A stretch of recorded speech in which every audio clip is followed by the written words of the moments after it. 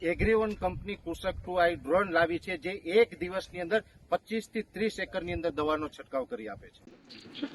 નમસ્કાર મિત્રો, વેધર ઇન્ફોર્મેશનમાં આપનું સ્વાગત છે અને હું છું પરેશ. ખાસ કરીને આજના વિડીયો આપણે એક જે પ્રશાંત મહાસાગરની અંદર રહેલું તાઇફૂન એટલે કે એક સાયક્લોન છે, વાવાઝોડું છે, એના વિશે પણ થોડીક માહિતી આપશું અને આવનારા દિવસના વરસાદ વિશેની માહિતી આપવાની છે. હવે સૌ પ્રથમ તો હું આપને એ જણાવી દઉં કે રાજ્યની અંદર લગભગ છેલ્લા ઘણા દિવસથી એટલે કે 4-5 ઓગસ્ટથી આપણે રાજ્યની અંદર વરાપનો માહોલ છે. હમણાં કોઈ વરસાદની સંભાવનાઓ નથી. અત્યારે એક જે અસ્થિરતા છે એ મધ્યપ્રદેશના ગ્વાલિયર ઉપર છે અને એ ગ્વાલિયર ઉપરની જે અસ્થિરતા છે એ અત્યારે રાજસ્થાન તરફ આગળ વધી રહી છે, જેને કારણે આવતીકાલે 11 તારીખ અને પરમ દિવસે 12 તારીખ એમ 2 દિવસ સુધી રાજ્યની અંદર છૂટાછવાયા ઝાપટાઓની શક્યતા છે. અને એ પણ આપણે 2-3 દિવસથી આપણે કહેતા આવીએ છીએ એમ કે દક્ષિણ ગુજરાતમાં છૂટાછવાયા, મધ્ય ગુજરાતમાં અને ઉત્તર ગુજરાતમાં પણ એ છૂટાછવાયા ઝાપટા હશે. અમુક જગ્યાએ હળવા તો કોઈ જગ્યાએ ભારે ઝાપટા હશે.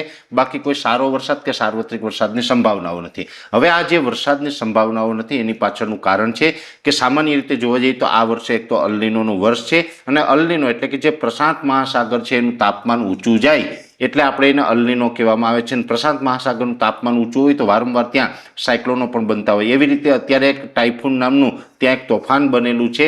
હવે એ ટાઇફૂન છે એ અત્યારે આમ તો ચાઇના તરફ આગળ વધી રહ્યું છે, પણ એ ટાઇફૂન છે એ આપણે અરબ સાગર અને જે બંગાળની ખાડીના જે પવનો હોય એ પૂર્વ તરફ ખેંચી રહ્યું છે. ભેજ પણ સંપૂર્ણ ખેંચી રહ્યું છે, જેથી કરીને અરબ સાગર કે બંગાળની ખાડીમાં કોઈ મજબૂત સિસ્ટમ અત્યારે નથી બની રહી. જોકે ટાઇફૂન છે લગભગ આવનારા 2 થી 4 દિવસની અંદર ચાઇના ઉપરથી આગળ જશે, વિખાઈ જશે. ત્યાર પછીથી આપણે ફરીથી અરબ સાગર અને બંગાળની ખાડી સક્રિય થાય ને ત્યાર પછીથી સિસ્ટમો બને તેવી શક્યતાઓ વધતી હોય છે. એટલે અત્યારે જે ટાઇફૂન છે એની કારણે આપણે આ સમસ્યા થઈ રહી છે.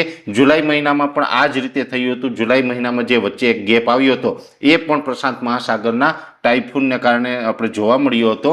એટલે અત્યારે હમણાં કોઈ સિસ્ટમ નથી બનવાની ને એની પાછળનું કારણ છે પ્રશાંત મહાસાગરમાં રહેલું ટાઇફૂન. હવે બીજી વાત કરવાની છે કે જે સોમાલિયન જેટ એટલે કે અરબ સાગર તરફથી જે પવનો આવતા હોય છે એ ઘણી વખત ભેજવાળા પવનો આવે ને એ પવનો અત્યારે કોંકણ ગોવાથી લઈને કેરળના દરિયાકાંઠા સુધી તીવ્ર રીતે પવનો ફૂંકાઈ રહ્યા છે. ત્યાં મોન્સૂન ટ્રફ છે એ સક્રિય બનવો જોઈએ, ત્યાં મોન્સૂન ટ્રફ છે એ પોઝિટિવ ફેઝમાં આવવું જોઈએ, છતાં પણ એ પોઝિટિવ ફેઝમાં નથી આવતો, કેમ કે આ જે ટાઇફૂન છે એ અત્યારે મોન્સૂન ટ્રફને મજબૂત બનવા નથી દઈ રહ્યો. પણ આવનારા સમયમાં સોમાલિયન જેટ છે એટલે કે જે આ સોમાલિયાના જે દરિયાના જે આપણે પવનો આવી રહ્યા છે એને કારણે પણ ક્યાંક ને ક્યાંક અરબ સાગર હવે સક્રિય થશે, પણ એના માટે લગભગ 4 થી 6 દિવસનો સમય લાગશે.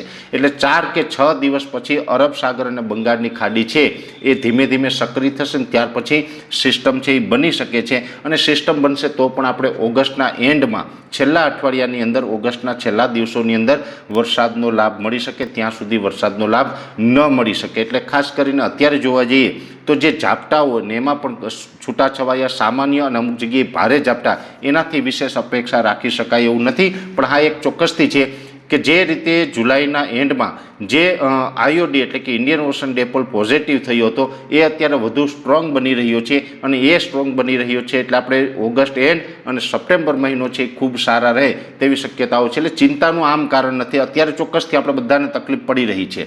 અત્યારે એક દિવસ કાઢવો ખૂબ અઘરો છે, છતાં પણ આપણા માટે આવનારો સમય સારો રહેશે. એટલે કે આપણે શિયાળુ પાક કે ઉનાળુ પાકનું પાણી કમસે કમ ગુજરાતની અંદર કરાવી દેશે. સપ્ટેમ્બર મહિનો છે ખૂબ સારો રહે તેવી અત્યારે શક્યતા દેખાઈ રહી છે. ને એ શક્યતાની પાછળ પણ મહત્વનું કોઈ કારણ હોય તો એ કારણ રહેશે આઈઓડી, ઇન્ડિયન ઓશન ડિપોલ.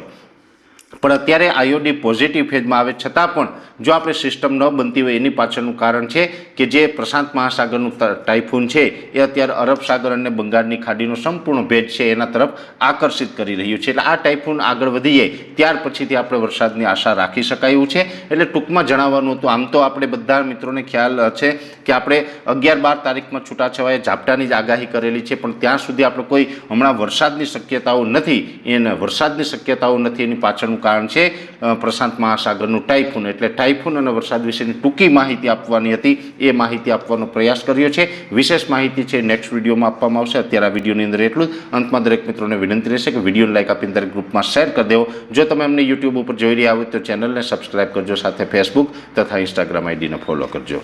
નમસ્કાર.